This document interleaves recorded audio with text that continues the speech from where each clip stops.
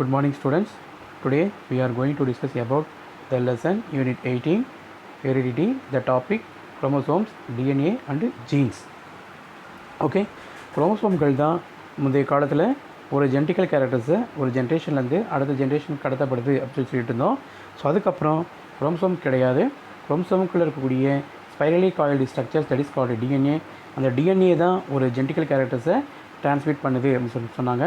So அதுக்கப்புறம் DNA கூட இல்லை, டிஎன்ஏக்குள்ளே இருக்கக்கூடிய some of the products can be transmit to one generation to another generation genetical characters அப்படின்னு சொன்னாங்க. அதாவது டிஎன்ஏக்குள்ளே இருக்கக்கூடிய ஒன் ஆஃப் த ஃபேக்டர்ஸ், ஒரு காரணிகள் தான் அந்த மரபியல் பண்புகளை கடத்தப்படுகிறது அப்படின்னு சொன்னாங்க.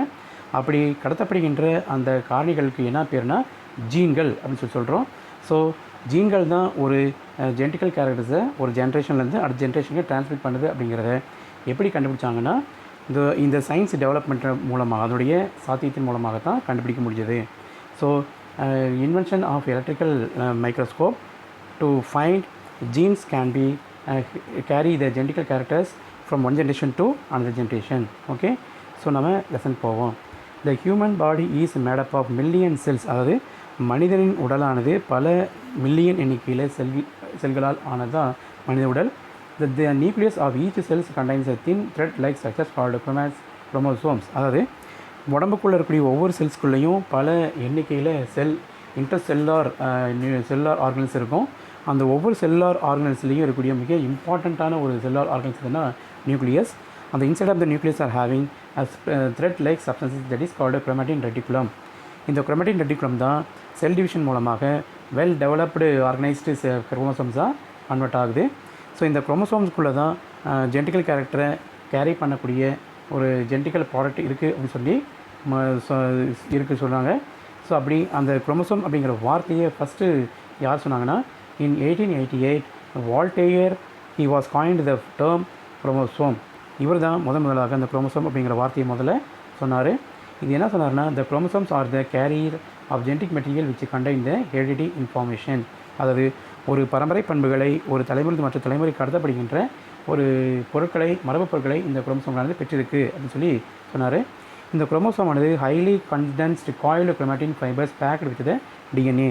குரோமோசோமுக்குள்ளே இருக்கக்கூடிய அந்த மிக நீண்ட சுருக்கமடைந்த சுருண்ட அந்த அமைப்புகளுக்கு டிஎன்ஏன்னு பேர். இந்த டிஎன்ஏ தான் ஒரு டீஆக்சிரிபோ நியூக்ளிக் ஆசிட்னு சொல்லுவோம்.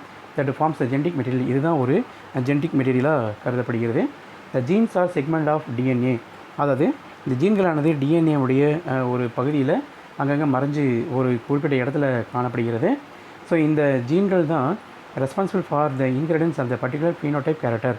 ஒரு குறிப்பிட்ட புறத்தோற்ற பண்பிற்கு காரணமாக இருக்கக்கூடிய இந்த ஜீன்கள் தான் டிஎன்ஏ உள்ளுடைய ஒரு பகுதியில் அமைஞ்சிருக்கும், பொசிஷனில் இருக்கும். So each genes is present at the specific position on a chromosome called locus. அதாவது டிஎன்ஏவின் ஒரு குறிப்பிட்ட பகுதியில் அமைந்திருக்கக்கூடிய இந்த ஜீன்கள் இருக்கக்கூடிய அந்த இடத்திற்கு லோக்கஸ் அப்படின்னு பேர். During cell division the genetic information present in the genes are passed from one generation to another generation. அது செல் டிவிஷன் மூலமாக ஒரு தலைமுறை பண்பானது மற்ற தலைமுறைகளுக்கு இந்த குரோமோசோம்கள் உள்ளே இருக்கக்கூடிய ஜீன்கள் மூலமாக தான் டிரான்ஸ்மிஷன் ஆகுது. அடுத்து நம்ம பார்க்க போகிறது ஸ்ட்ரக்சர் ஆஃப் குரோமோசோம், குரோமோசோமுடைய அமைப்பு. Commonly the human beings are having 46 number of chromosomes. These chromosomes are divided into pairs, 2 pairs. அது வந்து பார்த்திங்கன்னா 22 பேர்ஸாக இருக்கும். ஸோ அது வந்து பார்த்திங்கன்னா autosomes. These autosomes are otherwise called body chromosomes. அதுக்கடுத்து 1 pair of chromosomes are called allosomes R sex chromosomes. அதாவது இந்த குரோமோசோம்கள் தான் பார்த்திங்கன்னா இது பேராக இருக்கும். ஸோ இந்த குரோமாட்டின் ரெட்டிகுலமாக இருக்கக்கூடிய அந்த குரோமோசோமானது ஆஃப்டர் செல் டிவிஷன் இது வெல் ஃபார்ம்டு குரோமோசோம்ஸாக கன்வெர்ட் ஆகும். ஸோ அதில் 2 டிஃப்ரெண்ட் பார்ட்ஸ் இருக்கும். ஒன்று சென்ட்ரோமியர் அண்ட் தென் மேலே கீழே இருக்கக்கூடிய arms that is called chromatids. The chromosomes are thin long and thread like structures consisting of 2 identical strands called the sister chromatids. அதாவது அதனுடைய இளம் சகோதரி அந்த குரோமாட்டினுடைய பகுதியில் 2 பகுதிகள் காணப்படுகிறது. ஒன்று மேலே இருக்கக்கூடிய மற்ற கீழே இருக்கக்கூடிய கரங்கள் ஆர்ம்ஸு, அதுக்கடுத்து குரோமாட்டிட்ஸு, அதுக்கடுத்து சென்ட்ரல் இருக்கக்கூடிய centromere. Each chromatid is made up of a spirally coiled thin structures called chromonema. அதுக்கடுத்து இந்த குரோமோசோமோடைய அந்த உள் பகுதியில் நம்ம எலக்ட்ரான் மைக்ரோஸ்கோப் பார்க்கும் பொழுது inside of the chromosomes have many coil like structure that is called chromonema. இந்த குரோமோனிமாவுடைய வெளிப்பக்கத்தில் bead like substance that will attached, அதாவது குரோமோனியமுடைய வெளிப்பகுதியில் ஒரு மணி மாதிரியான அமைப்புகள் அதனுடைய கடைசி த்ரெட்டில் முழுசு லாங் த்ரெட் வரைக்குமே இருக்கும். That like structures are called குரோமோமியர்ஸ்.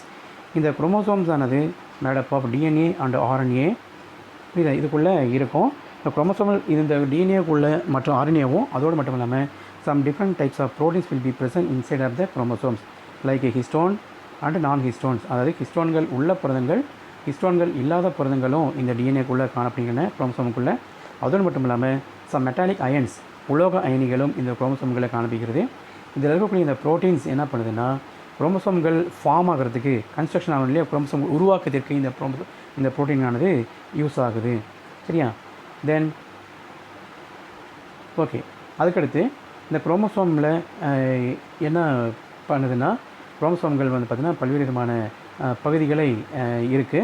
Some of the different regions will be there. Following consist of the following regions. They are primary constriction, secondary constriction, third telomere and fourth one satellite. Okay, first நம்ம பார்க்க போகிறது primary constriction. இந்த primary constriction எங்கே இருக்குன்னா satellite குரோமோசோமுக்கும் அதுக்கு கீழே நீண்ட ஒரு ஆர்முக்கு கீழே சென்டரில் ஒரு கன்ஸ்ட்ரிக்ஷன் உருவாகுது. This is called primary constriction. So this primary constriction R otherwise called centromere. இந்த சென்ட்ரோமியர் தான் என்ன பண்ணுதுன்னா போத்து மேலே அப்பர் அண்டு லோயர் இருக்கக்கூடிய ஆர்ம்ஸை ஜாயின் பண்ணக்கூடிய ஒரு ரீஜனாக இருக்கிறது தான் அந்த பிரைமரி கன்ஸ்ட்ரிக்ஷனில் இருக்கக்கூடிய சென்ட்ரோமியர். அதோடு மட்டும் இல்லாமல் the centromere going to involve the functions of cell division. So during cell division the spindle fibers can be attached with these region to separate both of the poles of the cell. அதாவது செல்லுடைய இரண்டு துருவங்களுக்கு மேலே கீழே, மேற்புற துருவம் கீழ்ப்புற துருவத்துக்கும் செல்லானது பிரியறதுக்கு காரணம் அந்த அந்த அந்த சென்ட்ரோமியரில் attach ஆகக்கூடிய ஸ்பிண்டில் ஃபைபர்ஸுடைய பிரிப்பதன் காரணமாகத்தான் செல் டிவிஷன் ஆனது நடக்குது. So cell division can be occur in the region of cells. அதில் ரொம்ப இம்பார்ட்டண்ட்டாக இருக்கக்கூடிய பார்ட் எதுனா சென்ட்ரோமியர் தான். ஓகே, நெக்ஸ்ட் நம்ம பார்க்க போகிறது secondary constriction. So secondary constriction வேறு ஒன்றும் இல்லை, அந்த டியூலோமியர் மேலே டாப்பில் இருக்கு இல்லையா, அதுக்கும் இந்த லாங் ஆர்ம் லைக் ஸ்ட்ரக்சர் இருக்கு இல்லையா, அதுக்கு இடையில ஒரு சின்ன ஒரு சுருக்கம் இருக்குது. That is called secondary constriction. இந்த செகண்டரி கன்ஸ்ட்ரிக்ஷன் எல்லா குரோமோசோம்ஸ்லையும் இருக்காது. Some of the chromosomes only having these type. This is called secondary constriction. At any point some chromosomes possess secondary constriction at any point of the chromosome. அதாவது ஏதோ ஒரு பகுதியில் ஏதாவது குரோமோசோம்கள் தான் அந்த மாதிரியான இரண்டாம் நிலை சுருக்கம் உருவாகும். they are known as the nuclear zone. இது வந்து நியூக்ளியர், இந்த உட்கரு பகுதின்னு சொல்லுவோம். ஏன்னு கேட்டிங்கன்னா இந்த உட்கருக்குள்ளே இருக்கக்கூடிய நியூக்ளியஸ் உட்கரு மணி இந்த செகண்டரி கன்ஸ்ட்ரிக்ஷன்லேருந்து தான் ஃபார்ம் ஆகுது. சரி, அந்த formation of nucleus from secondary constriction. Okay, next நம்ம பார்க்குறது டீலோமியர். இந்த டாப்பில் இருக்கு இல்லையா, ஒரு நீண்ட ஒரு பல்ப் மாதிரி இருக்கு இல்லையா, that is called telomere. Telomere is the end of the chromosome is called telomere. Each extremity of the chromosome has a polarity and prevents it from joining the adjacent chromosome. அதாவது இந்த telomere ஆனது இதனுடைய குரோமோசோமுடைய இறுதி பகுதின்னு சொல்லுவோம்.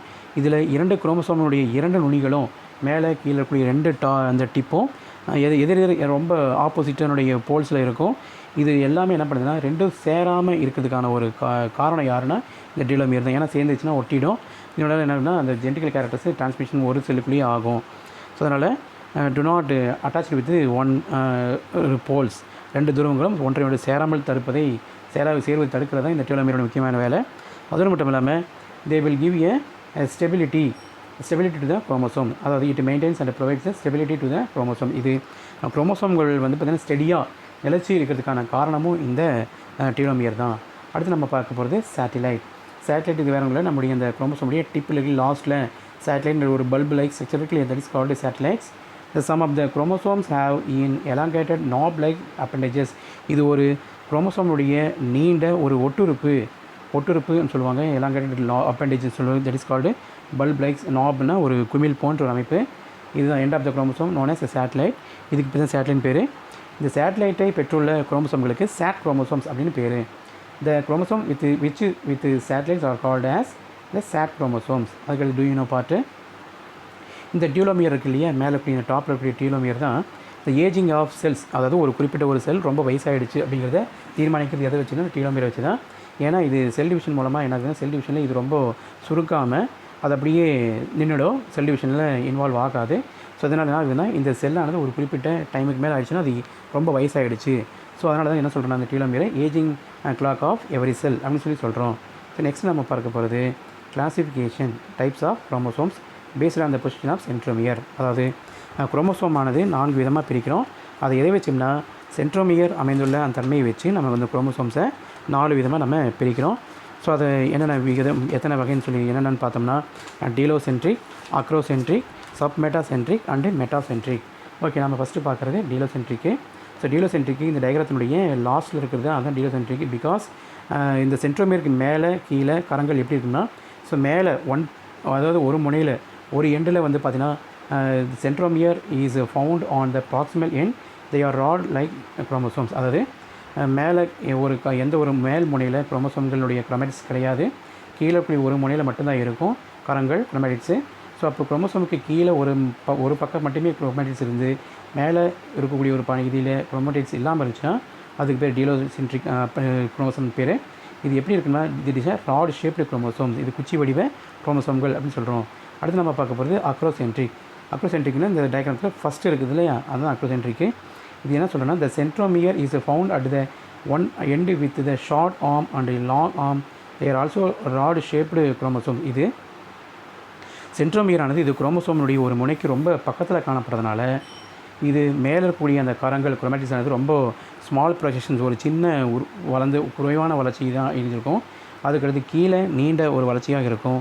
இதனால் மேலே கீழே easily differentiated for both of the ends, அது 2 விதமான பகுதியிலையும் எளிதில் வேறுபடுத்தி காட்டக்கூடிய மேலே சின்ன கரங்களும் குரோமேட்டிக்ஸும் கீழே பெரிய குரோமேட்டிக்ஸ் இருக்கிறதுனால இதை நம்ம அக்ரோசென்ட்ரிக் குரோமோசோம் அப்படின்னு சொல்கிறோம். அடுத்து நம்ம பார்க்க போகிறது சப்மெட்டாசென்ட்ரிக். சப்மெட்டாசென்ட்ரிக்ங்கிறது நம்ம செகண்ட் டயக்ராமத்தில் இருக்கிறது தான் அது. இந்த சென்ட்ரோம் இதுவும் அடுத்து அக்ரோசென்ட்ரிக்கும் ராட் ஷேப்டு குரோமோசோம்ஸ் சொல்ல வந்துட்டேன். Okay, next third submetacentric.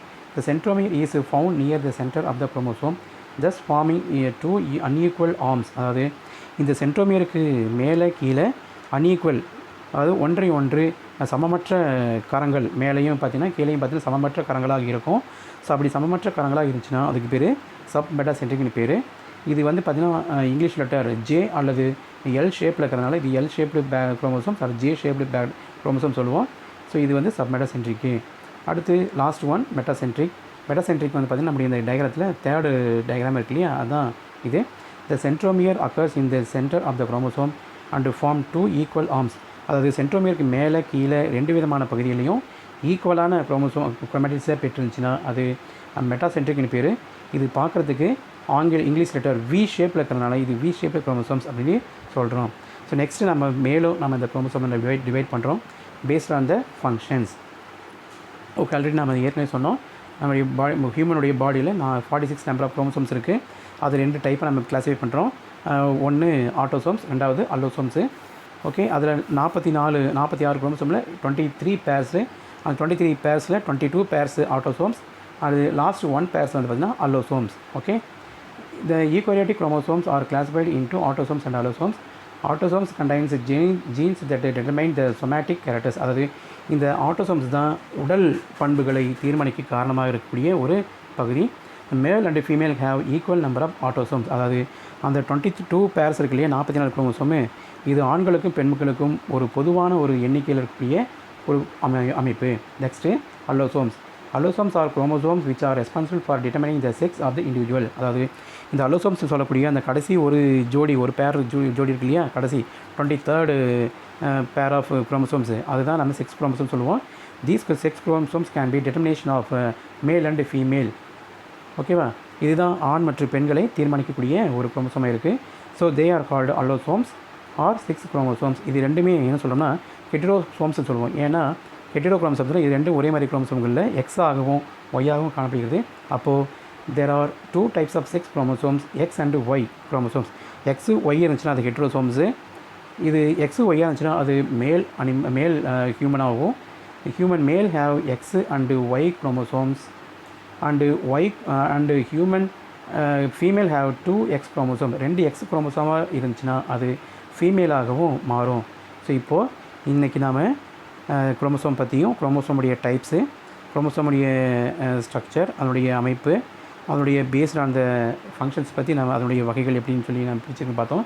So உங்களுக்கு ஓரளவுக்கு இதெல்லாம் புரிஞ்சுன்னு நினைக்கிறேன். ஸோ நெக்ஸ்ட் கிளாஸில் நம்ம கேரியோடைப் பார்க்கலாம். ஸோ இந்த டைப்லேருந்து இந்த டாப்பிக்லேருந்து நம்ம some questions will be given to you to evaluate to you. அதனால் அந்த கொஷின்ஸுக்கு சரியான ஆன்சரை நீங்கள் படித்து டெஸ்ட் எழுதி காமிக்கணும். தேங்க்யூ.